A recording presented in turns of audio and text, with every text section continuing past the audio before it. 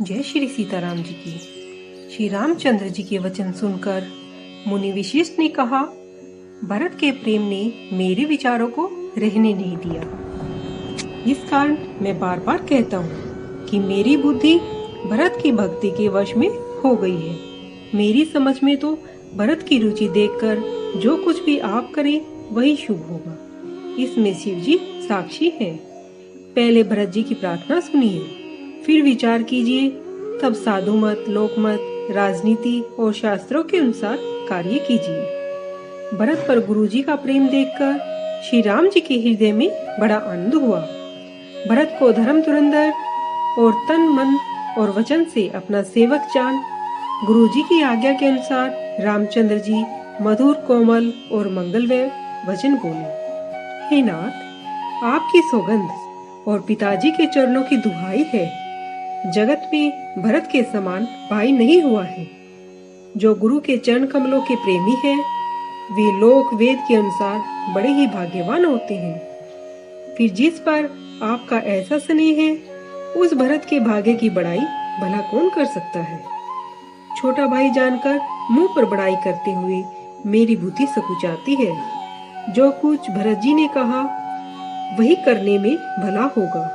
ऐसा कहकर श्री रामचंद्र जी चुप हो गए। तब मुनि भरत जी से बोले, हे तात, सब संकोच छोड़कर कृपा के समुद्र प्यारे भाई से अपने हृदय की बात कहो। मुनि के वचन सुनकर श्री रामचंद्र जी की इच्छा पाकर गुरु और स्वामी को अपने अनुकूल जानकर भरत संतुष्ट हुए।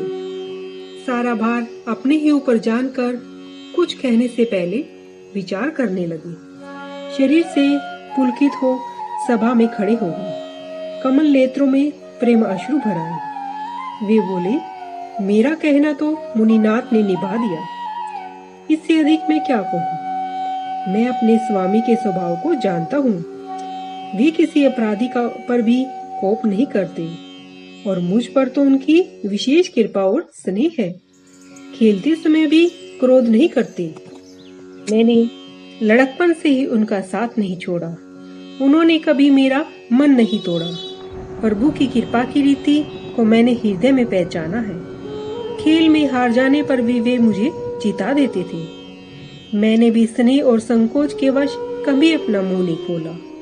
प्रेम की प्यासे ये नेत्र आज तक प्रभु के दर्शन से तृप्त नहीं हुए। विधाता मेरे दुलार को नहीं सह सकता।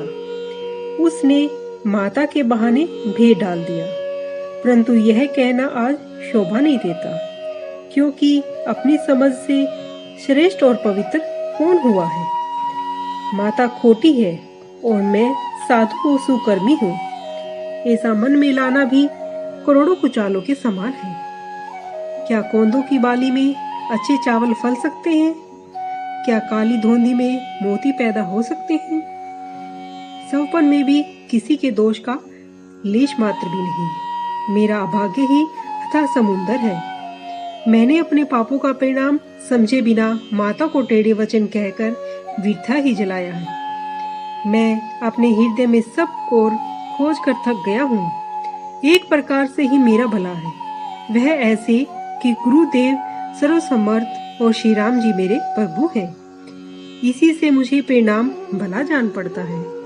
मैं सत्पुरुषों की सभा में, स्वामी और गुरु के समीप पवित्र स्थान में अपने सच्चे भाव से कहता हूँ, प्रेम है या बनावट, झूठ है या सच, यह मुनि और रामचंद्र जी अच्छी तरह से जानते हैं।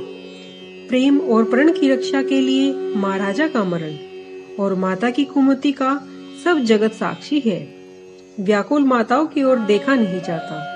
अयोध्या के नर नारी कठिन ताप से जल रहे हैं। मैं ही सब बुराइयों की जड़ हूँ।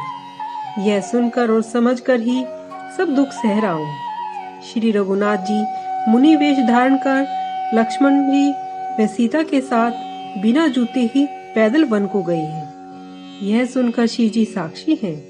मैं इस घाव से भी जीता रहा हूँ। फिर निषाद राज का स्नेह देखकर भी वज्र के समान इस हृदय में छेद नहीं हुआ। अब यहाँ आकर सब अपनी आंखों से देख लिया है। यह जड़ जीव जीते ही सब सहाएंगे, जिनको देखकर मार्ग में सांप बिच्छू भी अपने कठिन विष और तामसी स्वभाव को त्याग देते हैं। वे ही रघुनाथ जी, लक्ष्मण और सीता जी जिसको शत्रु लगे, उसके पुत्र को छोड़कर विधाता और किसको कठिन दुख देगा। बहुत विकल तथा दुख प्रीति, विनय और नीति से भरी हुई भरत की श्रेष्ठ वाणी सुनकर सभा शोक में डूब गई, मानो कमल वन में पाला पड़ गया हो। तब ज्ञानी मुनि ने अनेक प्रकार की कथाएं कहकर भरत जी को समझाया। फिर सूर्यवंश रूपी कुमुद वन के लिए चंद्रमा के तुल्य श्री रामचंद्र जी उसमें बड़े ही योग्य वचन बोले। ये तार ईश्वर के अधीन जीव की गति है, ऐसा जानकर तुम अपने मन में गलानी मत करो। मेरे मत से तीनों काल और तीनों लोकों में जो पुण्य आत्मा पुरुष है, वे सब तुमसे नीचे हैं। हृदय में भी तुम पर कुटिलता का आरोप लाते ही लोक पर लोक दोनों नष्ट हो जाएंगे। वही मूर्ख माता केकई को दोष देते हैं, जिन्होंने गुरु और साधु सभा का सेवन नहीं किया। जय श्री सीताराम जी की।